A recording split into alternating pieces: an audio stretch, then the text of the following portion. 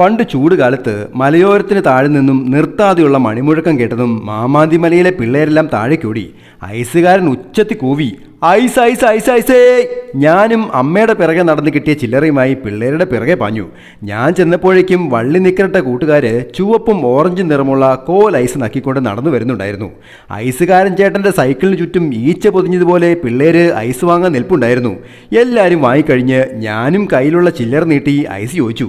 ചേട്ടൻ ചില്ലറ എണ്ണി നോക്കി കണ്ണിറക്കി കാണിച്ചു. 20 പൈസ കുറവുണ്ടല്ലോടാ. കൂട്ടുകാരൊക്കെ അത് കേട്ട് ഐസ് നക്കിക്കൊണ്ട് കളിയാക്കി ചിരിച്ചു. ആ മലയോടി ഇറങ്ങിയ കിതപ്പും വിയർപ്പും മാറാത്ത ഞാൻ ആ ചൂടത്ത് ഐസ് പോലെ ഇല്ലാണ്ടായിപ്പോയി. പണ്ടെന്നോ കൂട്ടുകാരൻ വാങ്ങിത്തന്ന കോലൈസിൻ്റെ മധുരം വീണ്ടും ഓർത്തെടുത്ത് ഞാൻ തിരിഞ്ഞു നടക്കാൻ തുടങ്ങി. അപ്പോൾ ഐസുകാരൻ ചേട്ടൻ പിന്നിൽ നിന്നും നീട്ടി വിളിച്ചു, നിനക്ക് ചുവപ്പ് വേണോ ഓറഞ്ച് വേണോ? ഞാൻ ഞെട്ടിത്തിരിഞ്ഞു. ചേട്ടൻ നീട്ടി ഐസ് വാങ്ങാൻ അന്നത്തെ 5ാം ക്ലാസ്സുകാരൻ്റെ അഭിമാനം സമ്മതിച്ചില്ല. പക്ഷേ ഐസ് വാങ്ങാതിരിക്കാൻ ഐസുകാരൻ ഒട്ടും സമ്മതിച്ചില്ല. മേടിച്ചോടാ, നാളെ നിന്നെപ്പോലെ ഒരാൾ മുന്നിൽ വരുമ്പോൾ നീയും കൊടുക്കണം ഉള്ളതുപോലെ കേട്ടോ. ഒരുപാട് പേരുടെ നേരിട്ടോ അല്ലാതെയുള്ള സഹായത്താലാണ് നമ്മളെല്ലാം മുന്നോട്ട് പോകുന്നത്. അപ്പോൾ നമ്മളും സഹായിക്കണം കഴിയുന്ന പോലെ. Happy drawing, Sanish Divakaran.